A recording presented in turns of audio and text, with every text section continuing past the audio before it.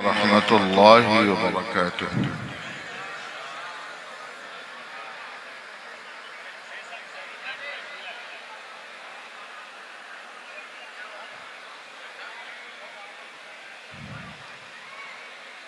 الحمد لله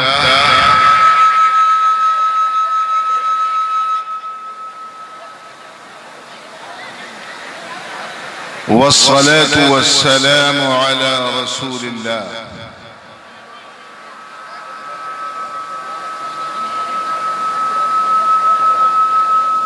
وعلى آله وأصحابه ومن والاه.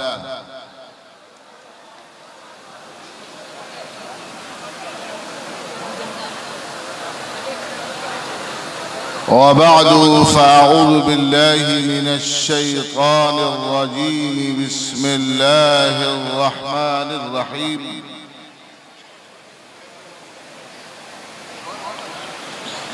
الرحمن علم القرآن.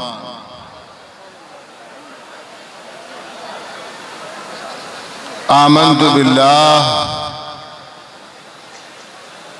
صدق الله العظيم.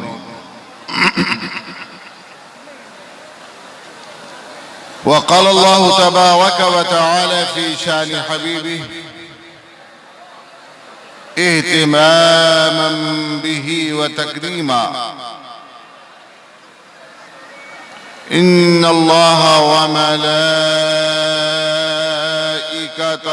يصلون على النبي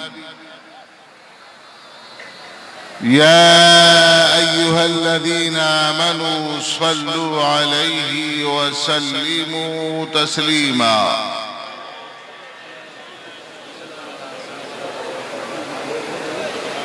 لبيك اللهم صل على سيدنا ومولانا محمد وعلى آله وصحبه وبارك وسلم صلاة وسلاما عليك يا رسول الله صلى الله تعالى عليه وسلم.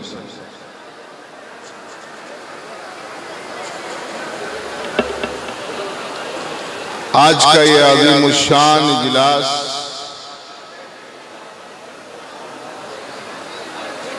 جس میں ہم اور آپ شرکت کی سعادتیں حاصل کیے ہوئے ہیں،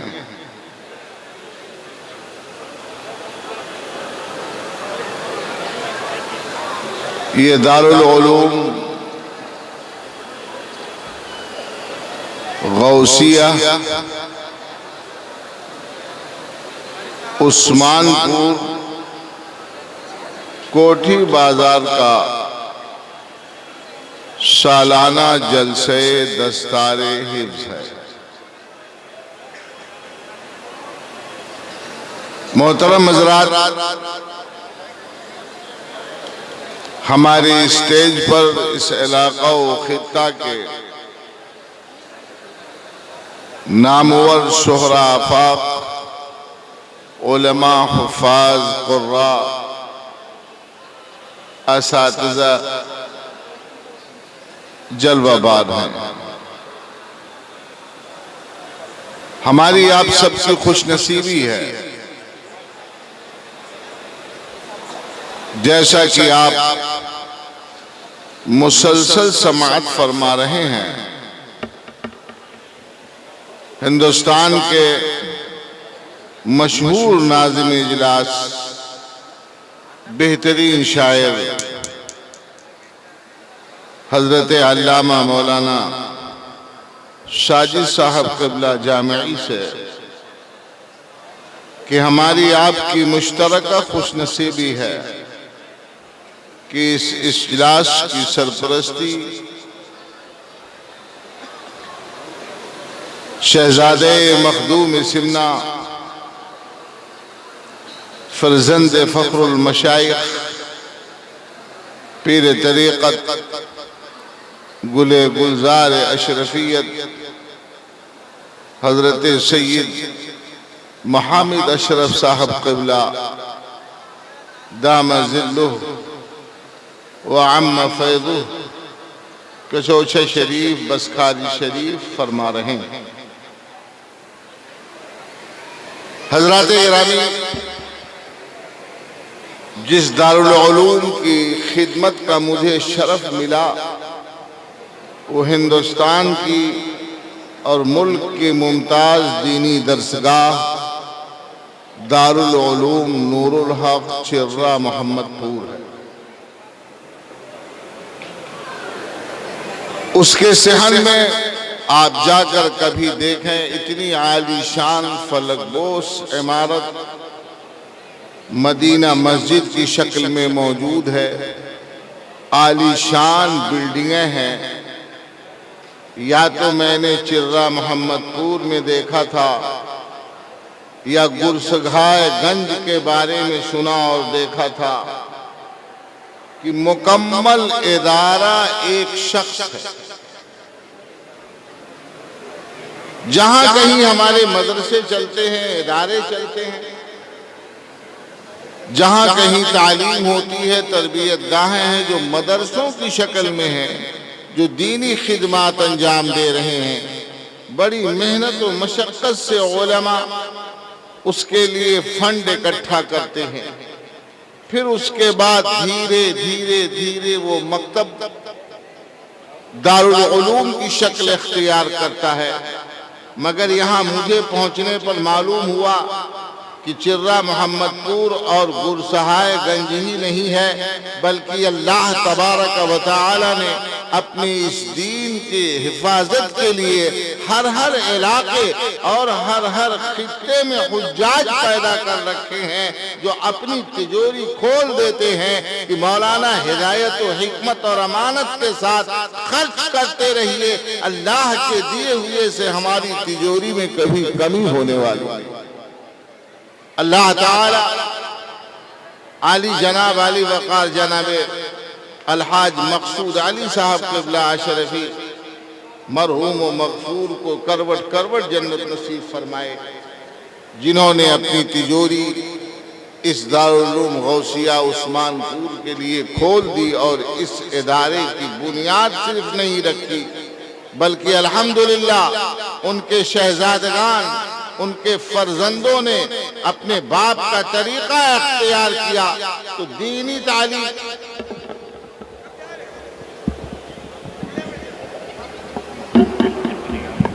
تو یہ ایکو بند کرو بھائی،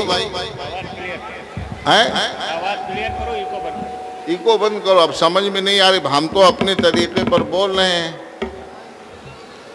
اصل میں یہ ساؤنڈ یہ جو باکس ہوتا ہے یہ پرابلم پیدا کرتا ہے۔ آپ حضرات کے سمجھ میں نہیں آ رہی ہے؟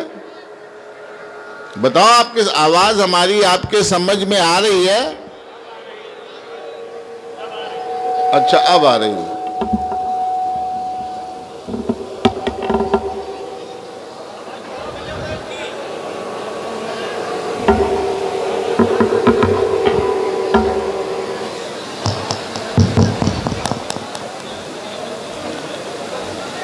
بہرحال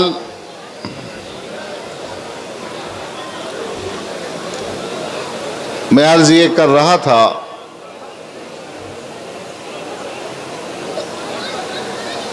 کہ دارالعلوم چلانا آسان کام نہیں، اپنی فیکٹری چلانا، اپنی تجارت چلانا، اپنی دکان چلانا بہت آسان ہے۔ یہ وہی لوگ سمجھ سکتے ہیں جو دارالعلوم چلاتے ہیں۔ اللہ تبارک و تعالی نے اپنے دین کو قائم رکھنے، اسے برپا رکھنے، اس کی تعلیم کو جاری رکھنے کے لیے خود وعدہ فرمایا اور وہ اپنے بندوں کو پیدا فرماتا ہے، جس سے اس دین کی ضرورت اور قوم و ملت کی حاجت پوری ہوتی۔ حضرات گرامی،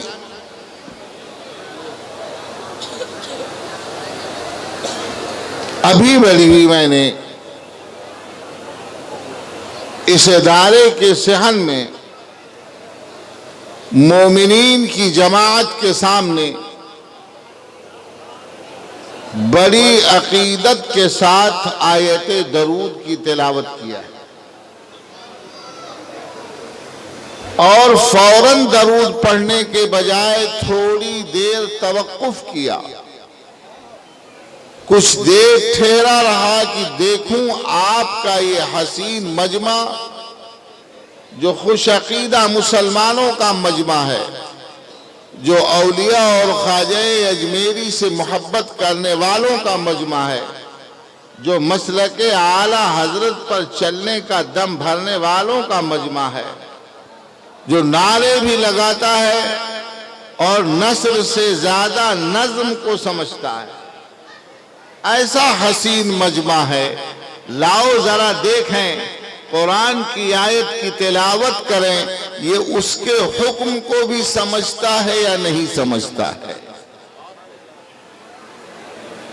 جب آیت درود پڑھی جائے، اگر آپ نماز میں مشغول نہیں ہیں، اگر آپ جمعہ عیدین کا خطبہ نہیں سن رہے ہیں،